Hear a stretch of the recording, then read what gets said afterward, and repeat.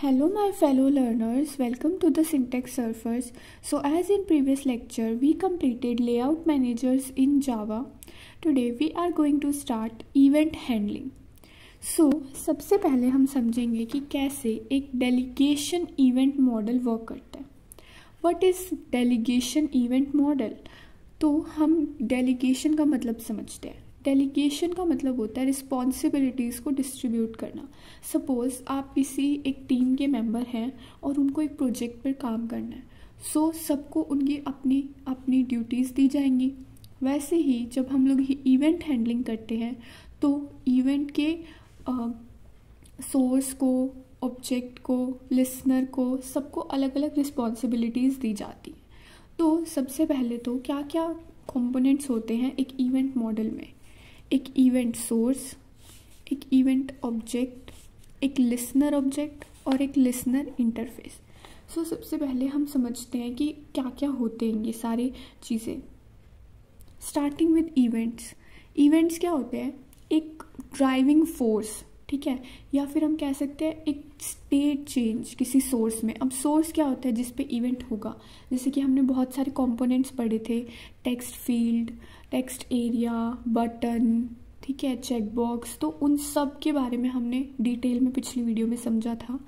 तो उन सब पे हम कुछ ना कुछ कर सकते हैं. जैसे कि कोई टेक्स्ट फील्ड है, हम उसके अंदर कोई टेक्स्ट एंटर करा सकते हैं.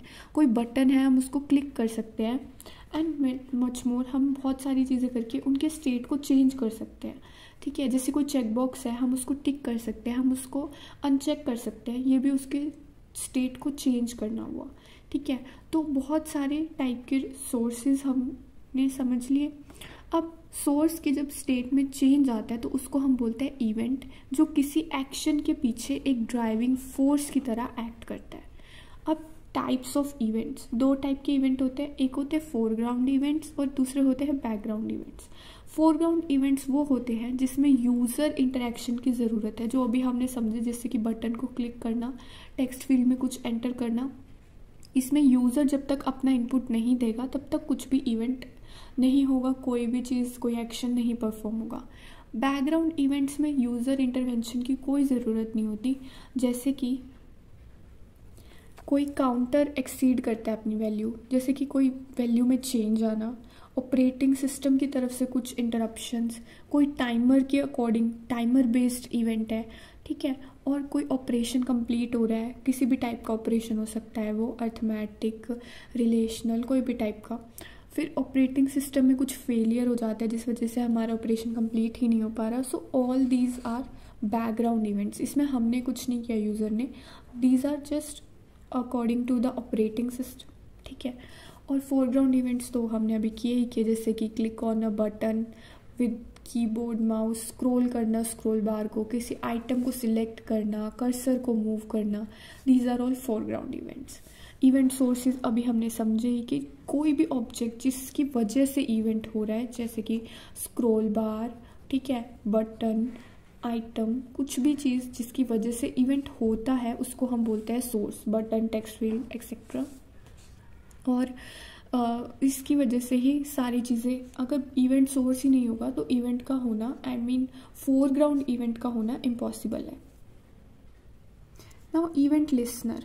अब हमने इवेंट, हमें पता चल गया, बट इवेंट तो हो रहा है, अब उससे हमें कोई एक्शन चाहिए. मैं चाहती हूँ कि मैंने किसी बटन को क्लिक किया, अब उसको क्लिक करते विंडो क्लोज हो जाए.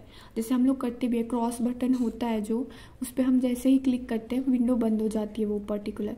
ठीक है, या मिनिमाइज, मैक्सिमाइज, या हम किसी चीज़ को हाइड या शो करना चाहते हैं, वो चीज़ें कैसे होगी. अब हमने क्लिक करके क्लिक इवेंट तो कर दिया. अब उससे जो हमें चीज़ें करानी है वो होती है लिसनर्स के थ्रू. लिसनर का मतलब जैसे उनका नाम सजेस्ट कर रहा है कि कुछ सुनना. अब वो हमारे जो सोर्स की पुकार है वो सुनते हैं कि वो बोलता है कि अब ये इवेंट हुआ है तो आप अपना काम कीजिए, तो वो अपना एक्शन परफॉर्म करते हैं. तो लिसनर क्या होते हैं? वो इंटरफेस होते हैं, they are not classes. While जो इवेंट होती है वो एक क्लास होती है, लेकिन जो इवेंट लिसनर्स होते हैं वो हमारे इंटरफेस होते हैं.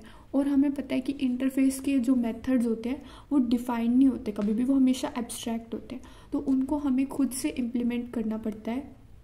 तो जो भी हम क्लास बनाते हैं तब हम एक्शन के लिए या इवेंट्स के लिए, इवेंट हैंडलिंग के लिए, उसमें हम इवेंट लिसनर्स को इम्प्लीमेंट करते हैं और उसके अंदर हम लॉजिक देते हैं जो भी हमें काम करवाना है उनसे, बट दे हैव मेथड डेक्लेरेशंस, उनकी डेफिनेशन हम देते हैं बट डेक्लेरेशंस ऑलरेडी दे हैव, ठीक है।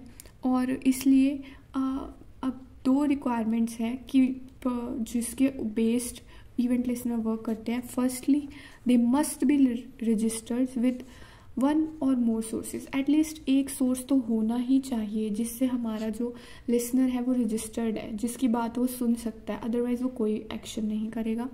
और उसके मेथड्स इम्प्लीमेंट होने चाहिए ताकि जो नोटिफिकेशन उनको मिल रही है, जैसे हम लोग भी कोई यूट्यूब चैनल को सब्सक्राइब करते हैं और उसकी नोटिफिकेशन ऑन करते हैं तो ही हमें नोटिफिकेशन मिलती है, अदरवाइज अगर हमने उस चैनल से रजिस्टर ही नहीं किया तो हमें क्या पता चलेगा कि उस पर वीडियो आ रही है। ऐसे ही लिसनर का काम भी यही है कि वो रजिस्टर कर लेता है उस सोर्स से, ताकि जैसे ही कोई भी इवेंट हो उसको वो न्यूज़ मिल जाए और वो अपना काम कर सके।